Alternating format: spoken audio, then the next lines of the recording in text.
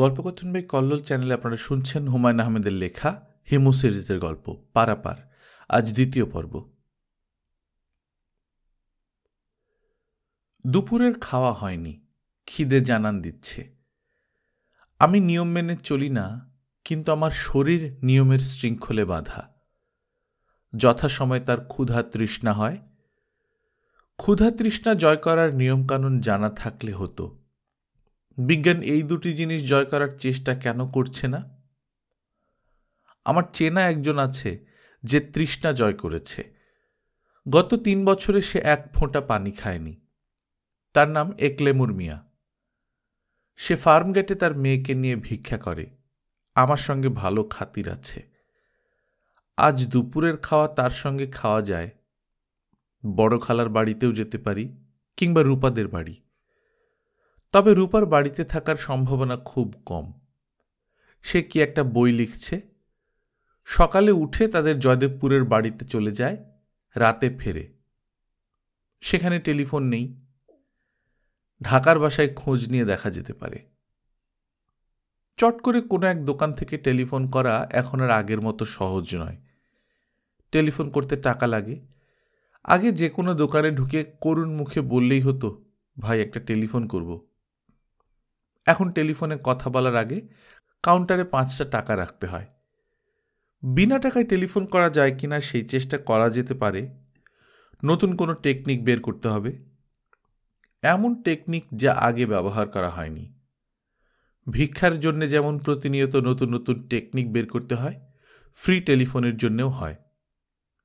আমি এক টুকরো কাগজ নিয়ে লিখলাম, ভাই, আমার বান্ধবীকে খুব জরুরি একটা টেলিফোন করা দরকার। সঙ্গে টাকা পয়সা নেই বলে লজ্জায় মুখ ফুটে বলতে পারছি না। বিনীত, হিমু। কাগজের টুকরো হাতে নিয়ে একটা ডিপার্টমেন্টাল স্টোরে ঢুকে পড়লাম। সেলসম্যানকে কাগজটা পড়তে দিলাম। সে পড়ল। খানিকক্ষণ বিস্মিত চোখে আমাকে দেখে টেলিফোন সেট আমার দিকে এগিয়ে দিল।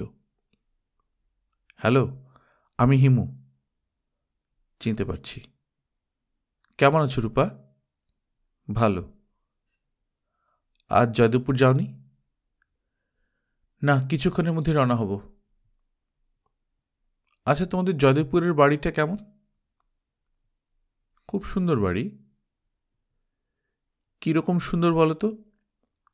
কেন? আহা, বলো না। বললে তুমি যাবে আমার সঙ্গে? যেতে পারি। 7 একর জমি নিয়ে গ্রামের ভেতর খামার বাড়ি, কিংবা বলতে পারো ফার্ম হাউস। বাড়ির পেছনে পুকুর আছে। পুকুর বড় না, ছোট্ট পুকুর, কিন্তু মার্বেলে বাঁধানো ঘাট। সেই ঘাটে নৌকা বাঁধা আছে। বাড়িটার চারদিক দিয়ে গাছপালায় ঘেরা। বাড়ির ছাদ আছে। ছাদে বসে জ্যোৎস্না দেখা যায়? ছাদে বসে জ্যোৎস্না দেখার ব্যবস্থা নেই, টালির ছাদ। বাংলো বাড়ি? হ্যাঁ, বাংলো বাড়ি। যাবে আমার সঙ্গে? ভাবছি। তুমি কোথায় আছো বলো, আমি তোমাকে তুলে নিয়ে যাব। আমি দ্রুত চিন্তা করছি। রূপার সঙ্গে নির্জন বাংলো বাড়িতে পুরো একটা দিন থাকার লোভ জয় করতে হবে। যে করেই হোক করতে হবে।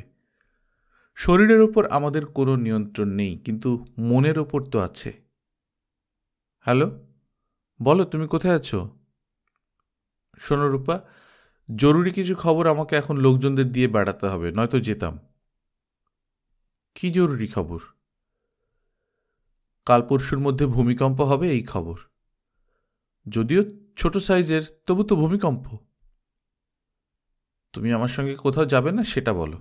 ভূমিকম্পের অজুহাত তৈরি করলে কেন? অজুহাত না, সত্যি। তুমি বলতে চাচ্ছ ভূমিকম্পের ব্যাপারটা তুমি আগে জেনে ফেলেছ? তোমার এই... রূপা কথা পাচ্ছে না। রাগে তার চিন্তা এলোমেলো হয়ে গেছে। আমি বললাম, টেলিফোন রাখি রূপা। এখন তোমাদের বাংলো বাড়িতে গিয়ে লাভ হবে না। দিন তারিখ দেখে যেতে হবে, পূর্ণিমা দেখে। নেক্সট পূর্ণিমায় যাব। অবশ্যই যাব। রাখি, কেমন? আমি টেলিফোন নামিয়ে রেখে বের হয়ে এলাম। পাশের একটা দোকানে ঢুকলাম। কাগজের টুকরোটা কতটুকু কাজ করে দেখা দরকার। মনে হচ্ছে ভালো ব্যবস্থা। এই দোকানটার সেলসম্যান কিংবা মালিক আগের দোকানটার মতো চট করে রিসিভার এগিয়ে দিলেন না। ভুরু কুঁচকে কাগজটা দেখতে দেখতে বললেন, আপনি কথা বলতে পারেন না? আমি হ্যাঁ সূচক মাথা নাড়লাম। কথা বলতে পারেন তাহলে কাগজে লিখে এনেছেন কেন? এই ঢং করার দরকার কি? আমি হাসলাম, মধুর ভঙ্গির হাসি। ভদ্রলোকের ভুরু আরও কুঁচকে গেল। বুঝলেন হিমু, যা করবেন স্ট্রেইট করবেন, বাঁকা পথে করবেন না। সিরাতুল মুস্তাকিম, সরল পথ। কোথায় আছে বলেন দেখি? সূরা ফাতিহা। গুড। নিন টেলিফোন। যত ইচ্ছা বান্ধবীর সঙ্গে গল্প করুন। আবার যখন দরকার হবে চলে আসবেন। স্লিপ ছিঁড়ে ফেলে দিন। আমার সামনেই ছিঁড়ুন। আমি স্লিপ ছিঁড়লাম। ভদ্রলোক গম্ভীর গলায় বললেন, গুড, নিন কথা বলুন। যা ইচ্ছে বলতে পারেন, আমি শুনব না, আমি একটু দূরে যাচ্ছি। ভদ্রলোক সরে গেলেন। রূপাকে দ্বিতীয়বার টেলিফোন করার কোনো অর্থ হয় না। আমার আর কোনো বান্ধবীও নেই। টেলিফোন করলাম বড় খালার বাসায়। খালু ধরলেন, মিহি গলায় বললেন, কে হিমু? খালু, আপনি অফিসে যাননি? আর অফিসে যাওয়া যাই, যে যন্ত্রণা বাসায়। কি হয়েছে? তোমার খালা যা শুরু করেছে, এতে আমার পালিয়ে যাওয়া ছাড়া পথ নেই।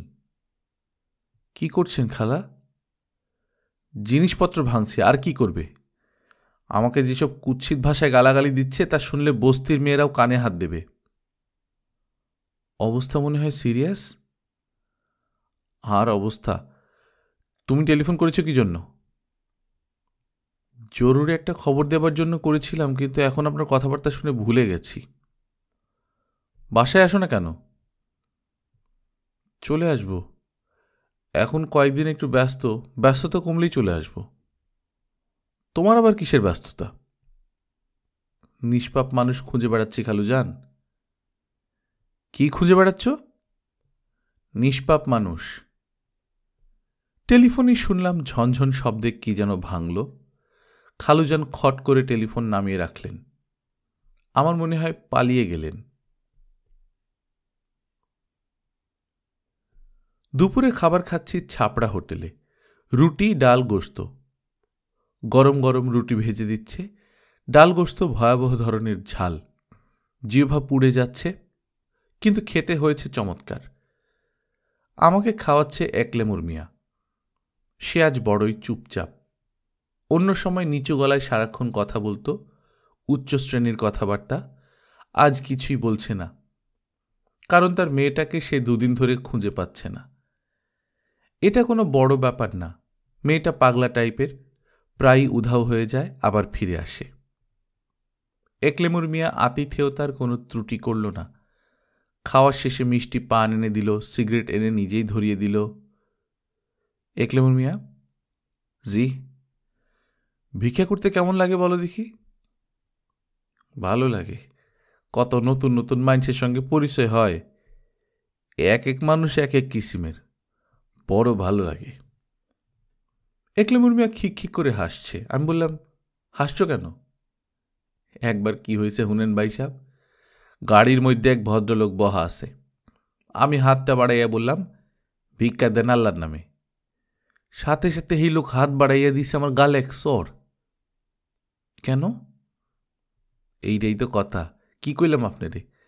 নানান কিসিমের মানুষ এই দুনিয়া, এরার সাথে পরিচয় হওয়া একটা ভাগ্যের কথা। ঠিক কইলাম না? ঠিক না বেঠিক বুঝতে পারছি না। এইটা একটা সার কথা কইছেন ভাইজান। ঠিক বেঠিক বুঝা দায়। ক্ষণে মনে লয় এইটা ঠিক, ক্ষণে মনে লয় এইটা ঠিক না। চর দেওয়ার পর ওই লোক কি করল? গাড়ি করে চলে গেল। সাথে সাথে যায় নাই, লাল বাতি জ্বলতেছিল, যাইব কেমনি? সবুজ বাতির জন্য অপেক্ষা করতেছিল। তোমাকে কিছু বলেনি? যে না, অনেকক্ষণ তাকাই আসছিল, কিছু বলে নাই। তুমি কি করলে? আমি হাসছি। সিগারেটের শেষ টান দিতে দিতে আমি বললাম, ওই লোকের সঙ্গে তোমার তো আবার দেখা হয়েছিল, তাই না? বুঝলেন কেমনে? না, আমার সেরকমই মনে হচ্ছে। ধরছেন ঠিক, ওনার সঙ্গে দেখা হয়েছে, ঠিক আগের জায়গাতেই। আমি বললাম, স্যার আমারে চিনছেন, ওই যে চর মারছিলেন? লোকটা কি বলল? কিছু বলে নাই, তাকাইছিল। তবে আমারে চিনতে পারছে। বড়ই মজার এই দুনিয়া ভাই সাহেব।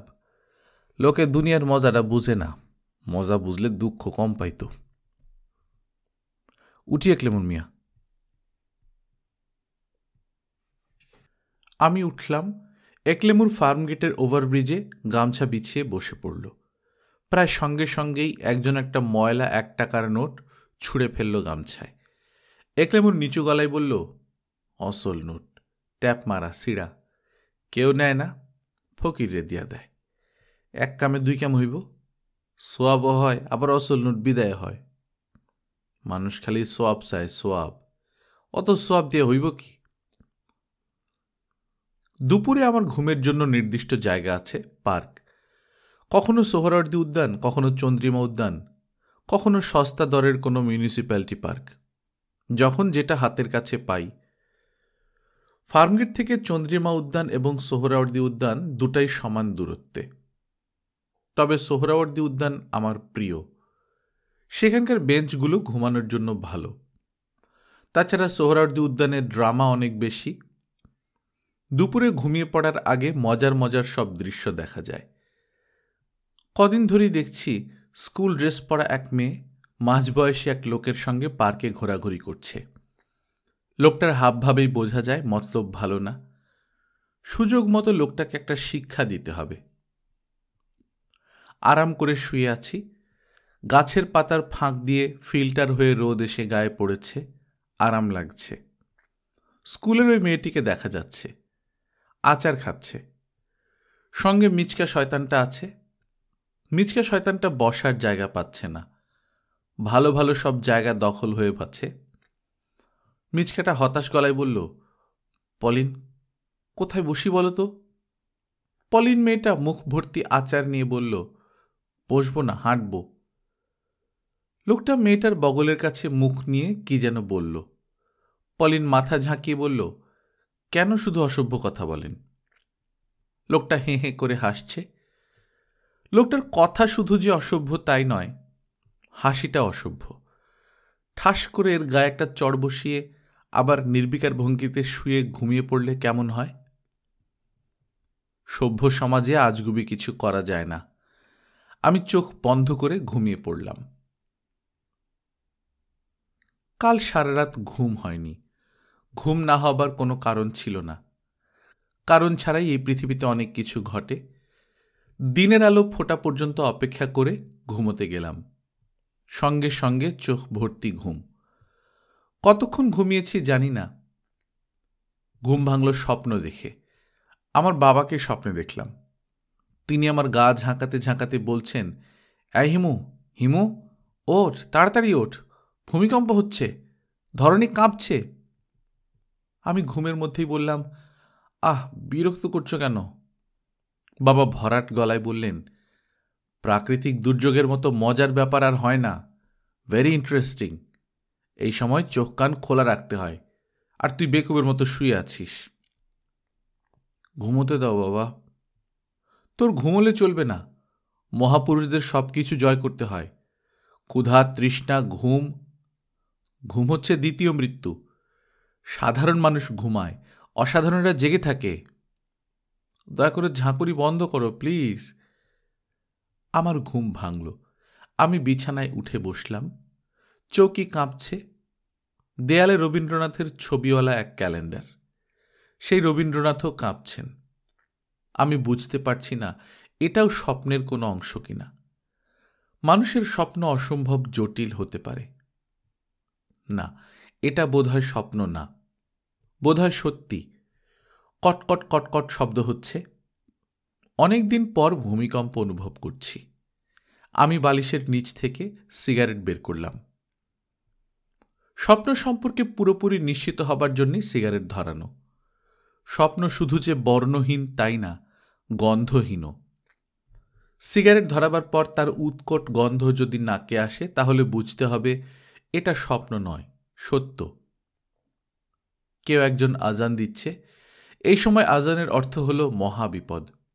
হে আল্লাহ, রক্ষা করো, বিপদ থেকে বাঁচাও। সিগারেট ধরাতে পারছি না, হাত কাঁপছে। শরীরের প্রতিটি জীবিত কোষের ডিএনএ অণু সুদূর অতীত থেকে ভয়ের স্মৃতি নিয়ে এসেছে। সে ভূমিকম্পের মতো অস্বাভাবিক অবস্থায় আমাদের ভয় পাওয়াবেই।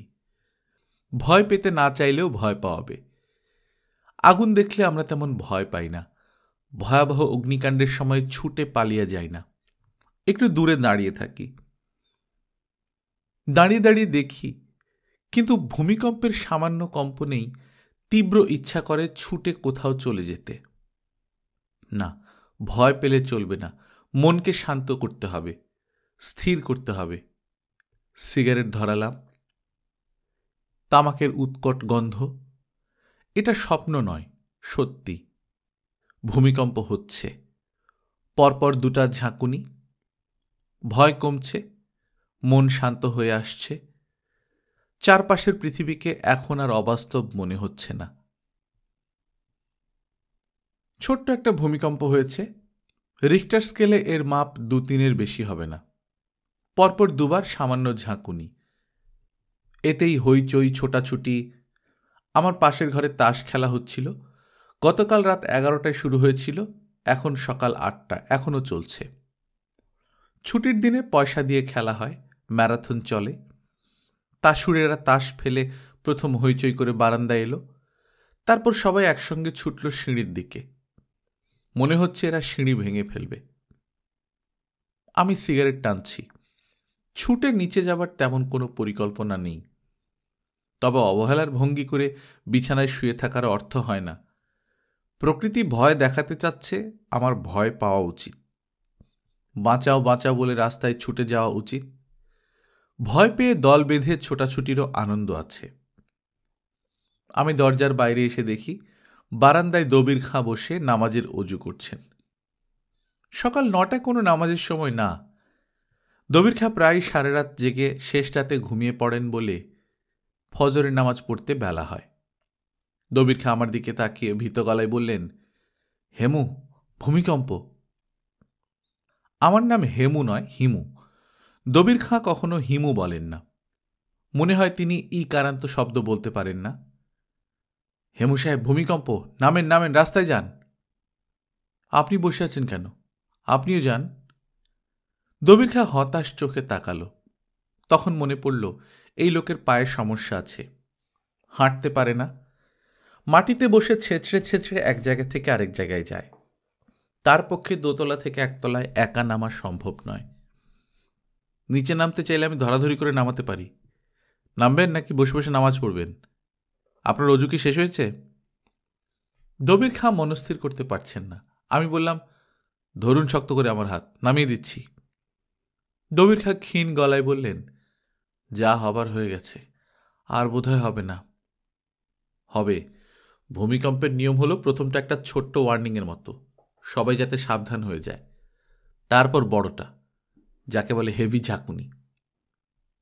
বলেন কি, নামবেন নিচে? জি, নামব, অবশ্যই নামব। দবির খাঁ গন্ধমাদন পর্বতের কাছাকাছি। আমার পক্ষে একা তাকে নামানো প্রায় অসম্ভব একটা কাজ। ডুবন্ত মানুষ যেভাবে অন্যের গলা জড়িয়ে ধরে, তিনিও সেভাবে দুহাতে আমার গলা চেপে ধরেছেন। আমরা দুজনে প্রায় ফুটবলের মতো গড়িয়ে সিঁড়ি দিয়ে নামছি। কলঘরে মেসের ঝি ময়নার মা বাসন ধুতে বসেছে। ভূমিকম্পের বিষয়ে সে নির্বিকার, এক মনে বাসন ধুয়ে যাচ্ছে। আমাদের নামার দৃশ্যে সে খানিকটা আলোড়িত হল। মুখে আঁচল চাপা দিয়ে হাসছে। দবির খাঁ চাপা গলায় বললেন, মাগির কারবার দেখেন, দেখছেন কাপড় চোপড়ের অবস্থা? এইরকম কাপড় পরার দরকার কি, ন্যাংটা থাকলেই হয়। ময়নার মার স্বাস্থ্য ভালো, সে দেখতেও ভালো, মায়া মায়া চোখ মুখ, কাজে কর্মেও অত্যন্ত ভালো। শুধু একটাই দোষ, তার কাপড় চোপড় ঠিক থাকে না, কিংবা সে নিজেই ঠিক রাখে না। মুখে আঁচল চাপা দিয়ে সে হাসছে। তার ব্লাউজের সবকটি বোতাম খোলা, সেদিকে তার ভ্রুক্ষেপও নেই। দবির খাঁ চাপা গলায় বললেন, দেখলেন হেমু সাহেব, দেখলেন মাগির অবস্থা? ইচ্ছা করে বোর্ডারদের বুক দেখায় বেড়ায়। শেষ জামানা চলে আসছে, একেবারে শেষ জামানা। লজ্জা শরম সব উঠে গেছে। আইএমএ জাহালিয়াতের সময় যেমন ছিল এখনও তেমন। আমরা রাস্তায় দাঁড়িয়ে ভূমির দ্বিতীয় কম্পনের জন্যে অনেকক্ষণ অপেক্ষা করলাম। কিছুই হলো না। দবির খাঁকে রাস্তার একপাশে বসিয়ে দিয়েছি। তিনি সিগারেট টানছেন। তাকে ঘিরে ছোটখাটো একটা জটলা। কেউ বোধহয় মজার কোনো গল্প করছে। আমি দূরে আছি বলে গল্পের কথক কে বুঝতে পারছি না। আমি ইচ্ছে করি দবির খাঁর কাছ থেকে দূরে সরে আছি। এই পর্বতকে আবার দোতলায় টেনে তোলা আমার কর্ম নয়। এই পবিত্র দায়িত্ব অন্য কেউ পালন করুক। হিমুনা, এদিকে শুনে যান তো। আমাদের মেসের মালিক বিরক্ত মুখে আমাকে ডাকলেন। এই লোকটা আমাকে দেখলেই বিরক্ত হন। যদিও মেসের ভাড়া আমি খুব নিয়মিত দিই এবং কখনো কোনো রকম ঝামেলা করি না। আমি হাসি মুখে ভদ্রলোকের কাছে গেলাম। আন্তরিক ভঙ্গিতে হাসার চেষ্টা করতে করতে বললাম, কি ব্যাপার সিরাজ ভাই? আমার হাসিতে তিনি আরো রেগে গেলেন বলে মনে হয়। চোখ মুখ কুঁচকে বললেন, আপনি কোথায় থাকেন, কি করেন কে জানে। আমি তো কোনো সময় আপনারা খুঁজে পাই না। এই তো পেলেন। এর আগে 4 বার খোঁজ করছি। যতবার খোঁজ নেই শুনি ঘর তালা বন্ধ। থাকেন কই? রাস্তায় রাস্তায় থাকি। রাস্তায় রাস্তায় থাকলে খামাখা মেসে ঘর ভাড়া করে আসেন কেন? ঘর ছেড়ে দিবেন, সামনের মাসের 1 তারিখে ছেড়ে দিবেন। এটা বলার জন্যই খোঁজ করেছিলেন? রাখতে চাচ্ছেন না কেন? আমি কোনো অপরাধ করেছি? সিরাজ মিয়া রাগী গলায় বললেন, কাকে মেসে রাখবো কাকে রাখবো না এটা আমার ব্যাপার, আপনার আমার পছন্দ না। ও আচ্ছা, 1 তারিখ ঘর ছেড়ে দিবেন, মন থাকবে? কোনো রকম তেরিবেরি করার চেষ্টা করবেন না।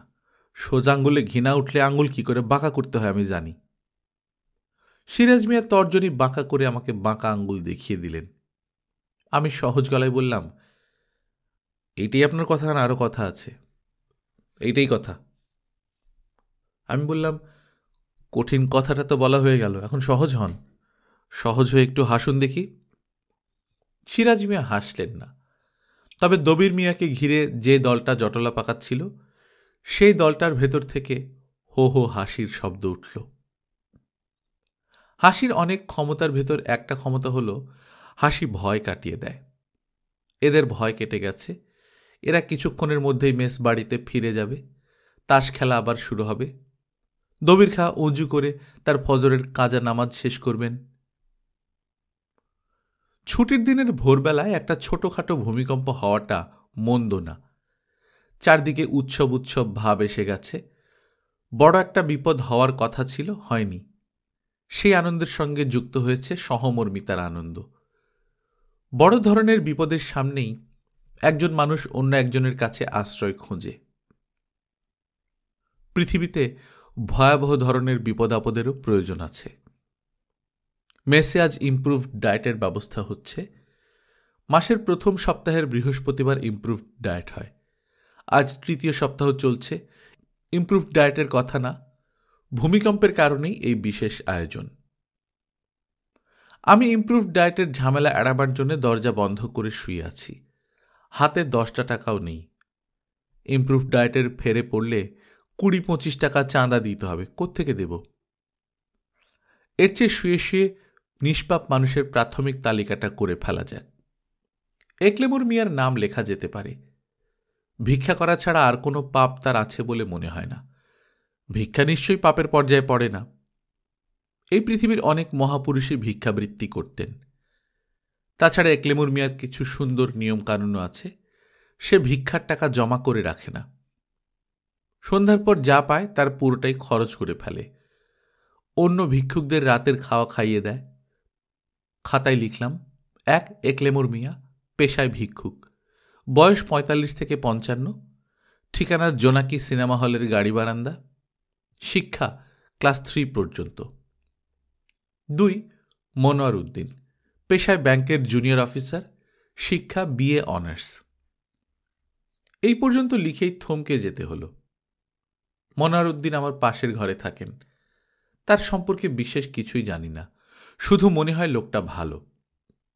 তাকে একদিন দেখেছি আমার কল ঘরে একটা ৬-৭ বছরের বাচ্চার মাথায় পানি ঢালছেন। জিজ্ঞেস করলাম, কি হয়েছে? তিনি জানালেন ছেলেটা নর্দমায় পড়ে গিয়ে কাঁদছিল, তিনি তুলে এনে গা ধোয়াচ্ছেন। বুঝলেন হিমু সাহেব, একটা আস্ত লাক্স সাবান হারামজাদার গায়ে ডলছি, তারপরও গন্ধ যায় না। মনোয়ারউদ্দিন সাহেবের নামটা লিস্টে রাখা যেতে পারে, ফাইনাল স্ক্রুটিনিতে বাদ দিয়ে দিলেই হবে। আরও 2টো নাম ঝটপট লিখে ফেললাম, প্রসেস অব এলিমিনেশনের মাধ্যমে বাদ দেওয়া হবে। এর মধ্যে আছে মোহাম্মদ রজব খন্দকার, 2nd অফিসার, লালবাগ থানা। তিনি একবার আমাকে বলেছিলেন, পুলিশ হয়ে জন্মেছি, ঘুষ খাবো না তা তো হয় না। গোয়ালাকে যেমন দুধে পানি মেশাতেই হয়, পুলিশকেও তেমনি ঘুষ খেতেই হয়। আমিও খাবো, শিগগিরই খাওয়া ধরব। তবে ঠিক করে রেখেছি, প্রথম ঘুষ খাবার আগে তরকারির চামচে 1 চামচ মানুষের গু খেয়ে নেব, তারপর শুরু করব জোরে সোরে। গুটা খেতে পারছি না বলে ঘুষ খাওয়া ধরতে পারছি না। তবে ঘুষ তো খেতেই হবে। একদিন দেখবেন আঙুল দিয়ে নাক চেপে চোখ বন্ধ করে 1 চামচ মানুষের গু খেয়ে ফেলব। জিনিসটা খেতে হয়তো বা খারাপ হবে না। কুকুর দেখেন না কত আগ্রহ করে খায়? কুকুরের সঙ্গে মানুষের অনেক মিল আছে। এখন নাম হলো 4টা, একলেমুর মিয়া, মনোয়ারউদ্দিন, মোহাম্মদ রজব খন্দকার, রূপা।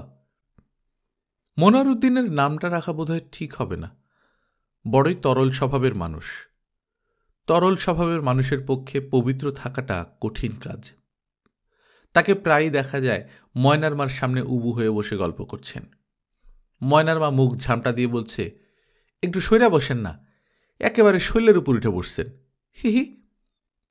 সেই হাসি প্রশ্রয়ের হাসি, আহ্বানের হাসি। তরল স্বভাবের মানুষ যত পবিত্রই হোক, এই হাসির আহ্বান অগ্রাহ্য করতে পারবে না। আমি লাল কালি দিয়ে মনোয়ারউদ্দিনের নাম কেটে দিলাম। দরজায় টোকা পড়ছে। আমি খাতা বন্ধ করে দরজা খুলে দিলাম। মনোয়ার সাহেব দাঁড়িয়ে আছেন। তিনি অত্যন্ত ব্যস্ত ভঙ্গিতে বললেন, 20টা টাকা ছাড়ুন দেখি হিমু সাহেব, স্পেশাল খানা হবে। রহমত বাবুর্চিকে নিয়ে এসে খাসির রেজালা আর পোলাও। আমি শুকনো মুখে বললাম, আমার কাছে একটা পয়সাও নেই। সামান্য 20 টাকাও নেই? কি বলছেন আপনি? দেখি আপনার মানিব্যাগ। মনোয়ার সাহেব নাছোড় প্রকৃতির মানুষ। মানিব্যাগ দিয়ে দিলাম। শূন্য মানিব্যাগ তিনি খুবই বিস্ময়ের সঙ্গে দেখলেন। এত সুন্দর একটা মানিব্যাগ খালি করে ঘুরে বেড়ান কি করে? ঘুরে বেড়াই আর কোথায়, সারাদিনই তো বিছানায় শোয়া। আচ্ছা থাক, টাকা দিতে হবে না, আপনি আমার গেস্ট, আপনার খরচ আমি দেব, নো বিগ ডিল। তবে আপনাকে কাজ করে দিতে হবে, বসিয়ে রেখে খাওয়াবো না। কি কাজ? আমার সঙ্গে চলুন, বাজার সদাই করবেন। খাসির গোশত দেখে শুনে কিনতে হবে। চট করে প্যান্ট পরে নিন। আমি প্যান্ট পরলাম। মনোহর সাহেব এলেন পিছু পিছু। খাসির গোশত কেনা কোনো ইজি ব্যাপার না, বুঝলেন ভাই। It is a difficult job. খাসির ওজন হতে হয় 7 সের। এর চেয়ে কম ওজনের হলে মাংস গলে যায়, আর বেশি হলে চর্বি হয়ে যায়, বুঝলেন? জি বুঝলাম। খাসির গোশত রান্না করাও খুব ডিফিকাল্ট। একটু এদিক ওদিক হলে অল গন। গোশত কিসে নষ্ট হয় বলুন তো? বলতে পারছি না। আলু। আলু দিয়েছেন কি কর্মকাবার। আলু গলে যায়, সরোয়া ঠিক হয়ে যায়। ভদ্রলোকের হাত থেকে যে করেই হোক উদ্ধার পেতেই হবে। কোনো বুদ্ধি মাথায় আসছে না। মনোহর ভাই বলুন। একটু বসুন তো আমার ঘরে, এক দৌড়ে নিচ থেকে আসছি। একটা পান খেয়ে আসি, বমি বমি লাগছে। যাওয়ার পথে কিনে নিলেই হবে। না না না, এক্ষুনি লাগবে। আমি ছুটে বের হয়ে এলাম। আর ফিরে না গেলেই হবে। মনোহর সাহেব অনেকক্ষণ আমার জন্য অপেক্ষা করবেন। নিজের ঘর থেকে তালা এনে আমার ঘর বন্ধ করবেন। নিচে খানিকটা খোঁজাখুঁজিও করবেন। তারপর সব পরিষ্কার হবে। তারপর তিনি 7 সের ওজনের খাসি কিনতে বের হবেন। মোড়ের পানের দোকান থেকে একটা পান কিনলাম। পান খাওয়ার কথা বলে বের হয়েছি, না খাওয়াটা ঠিক হবে না। মিথ্যার সঙ্গে খানিকটা সত্য মিশে থাকুক। যদিও ভোরবেলা আমি কখনো পান খেতে পারি না। ঘাস খেয়ে একটা দিন শুরু করার কোনো মানে হয় না। ঘাস যদি খেতেই হয় দিনের শেষ ভাগ ভালো। কোথায় যাব ঠিক করতে পারছি না।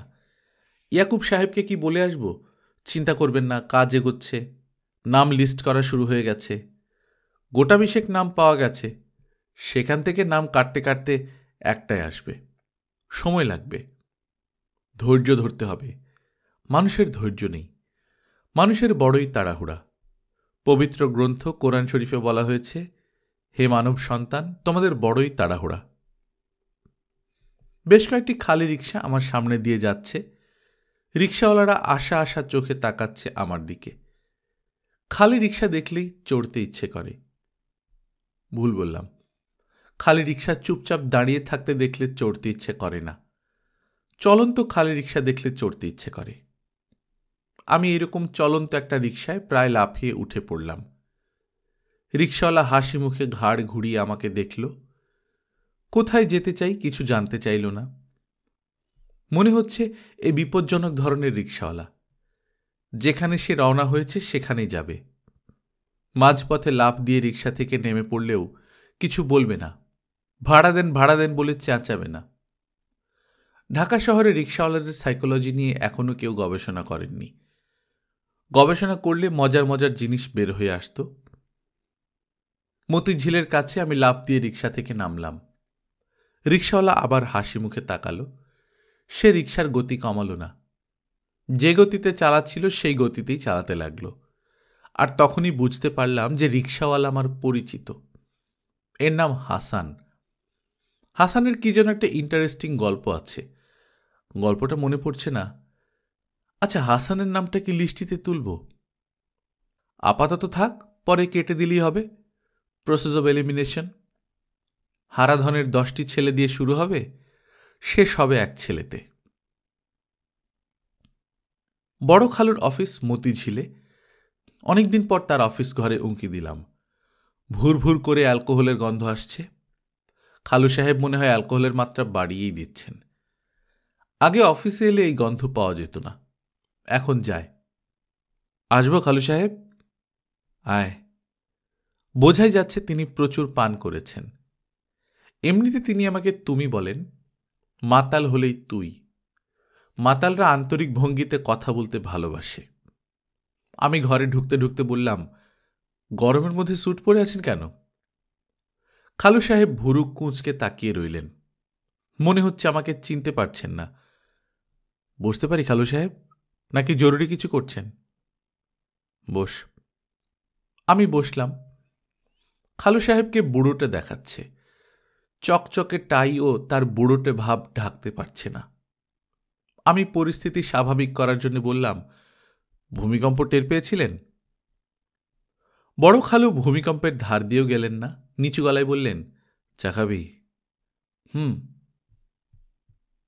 তিনি যন্ত্রের মতো বেল টিপে চায়ের কথা বললেন। আমি হাসি মুখে বললাম, অ্যালকোহলের গন্ধ পাচ্ছি। বড় খালু রোবটের মতো গলায় বললেন, টেবিলে বার্নিশ লাগানো হয়েছে, বার্নিশের গন্ধ পাচ্ছিস।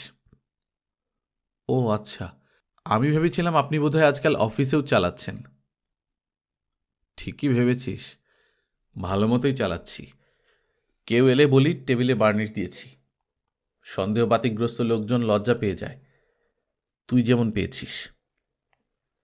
কিন্তু আপনার সঙ্গে খানিকক্ষণ কথা বলার পর তো সবাই বুঝে যায় যে বার্নিশ টেবিলে না, বার্নিশ আপনি লাগিয়েছেন আপনার স্টমাকে। কেউ কিচ্ছু বোঝে না। মানুষের ইন্টেলিজেন্সকে ইনফ্লুয়েন্স করা যায়। হিউম্যান ইন্টেলিজেন্সের এটাই হলো সবচেয়ে বড় ত্রুটি, বুঝতে পারছিস? নে চা খা, চা খেয়ে বিদায় হয়ে যা। টাকা পয়সা লাগবে? না। নিষ্পাপ মানুষ খুঁজে বেড়াচ্ছিস? পাওয়া গেছে? গোটা 20 পাওয়া গেছে, এদের মাঝখান থেকে বের করতে হবে। গোটা 20 নাম পেয়েছিস, বলিস কি রে? সারা পৃথিবীতে তো 20টা নিষ্পাপ লোক নেই। স্ট্রেঞ্জ। নামগুলো পড়তো শুনি। পড়া যাবে না, গোপন। এই 20টা নাম পেলি কোথায়?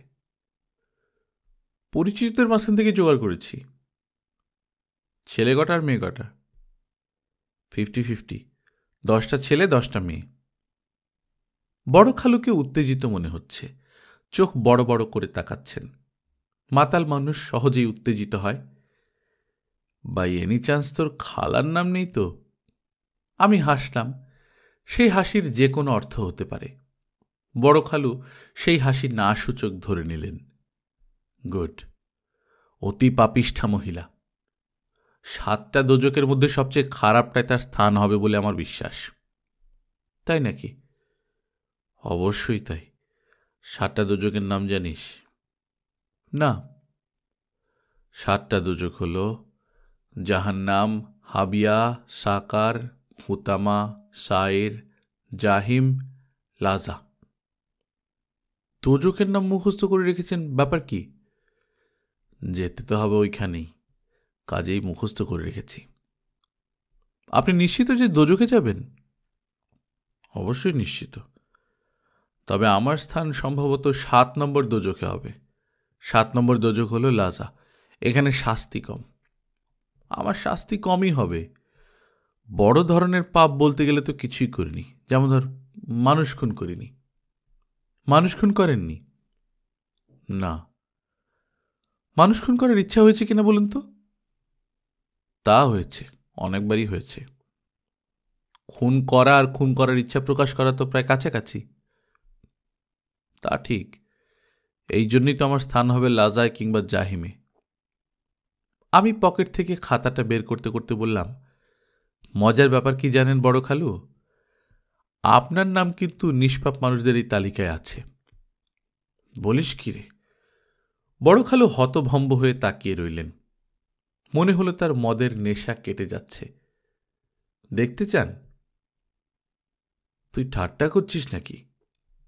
না, ঠাট্টা করব কেন? আমি খাতা খুলে বড় খালুর নাম দেখিয়ে দিলাম। তিনি থ হয়ে বসে আছেন। টেবিলের উপর রাখা পানির গ্লাসের পানি এক চুমুকে শেষ করে দিলেন। বড় খালু যাই? তিনি হ্যাঁ না কিছুই বললেন না, খক খক করে কাশতে লাগলেন। ভয়াবহ কাশি। মনে হচ্ছে কাশির সঙ্গে ফুসফুসের অংশ বিশেষ উঠে আসবে। আমি তার কাশি থামার অপেক্ষা করছি।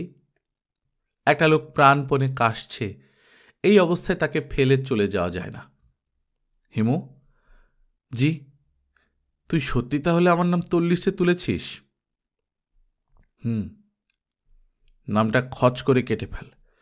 তুই একটা কাজ কর, পাপীদের একটা লিস্ট কর, সেই লিস্টের প্রথম দিকে আমার নাম লিখে রাখ, ইন ব্লক লেটার্স। আপনি চাইলে করব না। Do it. এক্ষুনি কর। এই নে কাগজ। পরে একসময় লিখে নেব। নো, এক্ষুনি করতে হবে, রাইট নাও। বড় খালু হুঙ্কার দিলেন। হুঙ্কারের শব্দে সচকিত হয়ে তার খাস বেয়ারা পর্দার আড়াল থেকে মাথা বের করল। বড় খালু বললেন, ভাগো, মারেগা থাপ্পড়। বাঙালি মাতাল যখন হিন্দি বলতে থাকে তখন বুঝতে হবে অবস্থা শোচনীয়। এদের ঘাঁটাতে নেই। আমি দ্রুত পাপীদের একটা তালিকা তৈরি করলাম। 1, 2, 3 করে 10টা নম্বর বসিয়ে 4 নম্বরে খালুর নাম লিখে কাগজটা তার দিকে বাড়িয়ে ধরলাম। 4 নম্বরে কি মনে করে লিখলি? কেটে 1 নম্বরে দে। আমার কথা কি তুই আমার চেয়ে বেশি জানিস? গাধা কোথাকার, গিদ্ধার কি বাচ্চা, সন অফ গিদ্ধার। আমি দেরি করলাম না, তৎক্ষণাৎ তার নাম কেটে 1 নম্বরে নিয়ে গেলাম। এখন আরেকটা লেখ। এখন আরেকটা নাম লেখ, মুন্সি বদরুদ্দিন। ক নম্বরে লিখব? এই লিস্টে না, পুণ্যবানদের লিস্টে। মুন্সি বদরুদ্দিন পুণ্যবান ব্যক্তি? হ্যাঁ। এই লোক হলো পূর্ত মন্ত্রণালয়ের একজন ক্লার্ক। 1 পয়সা ঘুষ খায় না। পূর্ত মন্ত্রণালয়ের ক্লার্ক, কিন্তু ঘুষ খায় না। চিন্তা করেছিস কত বড় ব্যাপার? পূর্ত মন্ত্রণালয়ের ক্লার্কদের কি ঘুষ খেতেই হয়? অবশ্যই খেতে হয়। দৈনিক খাদ্য গ্রহণের মতো খেতে হয়। তুই ওই লোকের কাছে যাবি, তার পা ছুঁয়ে সালাম করবি। পুণ্যবানদের স্পর্শ করলে মন পবিত্র হয়। মুন্সি বদরুদ্দিন? মুন্সি বদরুদ্দিন তালুকদার, সিনিয়র অ্যাসিস্ট্যান্ট, বেটে খাটো লোক, খুব পান খায়। আমি তাহলে উঠি বড় খালু? আর একটু বস, তোর সঙ্গে কথা বলতে ভালো লাগছে। মুন্সি বদরুদ্দিন সাহেবের কাছে একটু যাব বলে ভেবেছি। যাব বললেই তো যেতে পারবি না। সেক্রেটারিতে ঢুকবি কি করে? পাসের ব্যবস্থা করতে হবে। টেলিফোনে তোর পাসের ব্যবস্থা করে দিই। চা খাবি আরেক কাপ? না। মাতালরা অন্যে কি বলছে তা শোনে না, তার কাছে শুধু নিজের কথাটাই সত্য। বড় খালু হুঙ্কার দিয়ে বললেন, এই চা দিতে বললাম না। তিনি টেবিলের কাবার্ড খুলে সাদা রঙের চ্যাপটা বোতল খুলে এক ঢোক তরল পদার্থ মুখে ঢেলে নিলেন। সঙ্গে সঙ্গে গিলে ফেললেন না, কুলকোচার মতো শব্দ করতে লাগলেন। ভালো জিনিস চট করে গিলে ফেলতে তার মনে হয় মায়া লাগছে। মুখে যতক্ষণ রাখা যায় ততক্ষণই আরাম। হেমু, জি বড় খালু, তুই কেমন আছিস? খুব ভালো আছি। আপনার অবস্থা তো মনে হয় কাহিল। আমিও ভালো আছি, সুখে আছি, আনন্দে আছি। তবে চারপাশের এখন যে অবস্থা, এই অবস্থায় আপনা আপনি আনন্দে থাকা যায় না।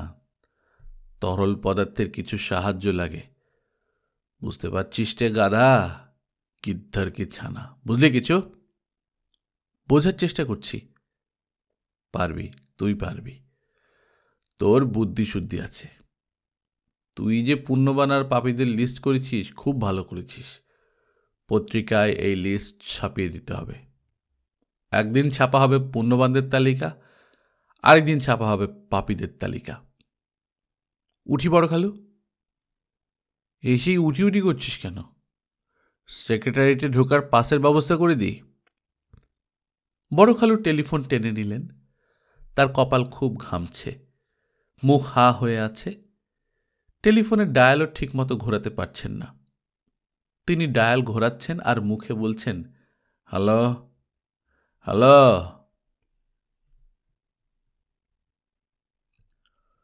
গল্পকথন বাই কল্লোল চ্যানেলে আপনারা শুনছেন হুমায়ুন আহমেদের লেখা পারাপার। আমরা নিয়মিত গল্প পাঠ করে শোনাচ্ছি। আপনারা যারা প্রথমবার মতো শুনছেন, কাইন্ডলি সাবস্ক্রাইব করে নেবেন। গল্প পাঠ ভালো লাগলে বন্ধুদের সঙ্গে শেয়ার করবেন। নিজে ভালো থাকবেন, আশপাশের লোকজনকে ভালো রাখবেন। টাটা।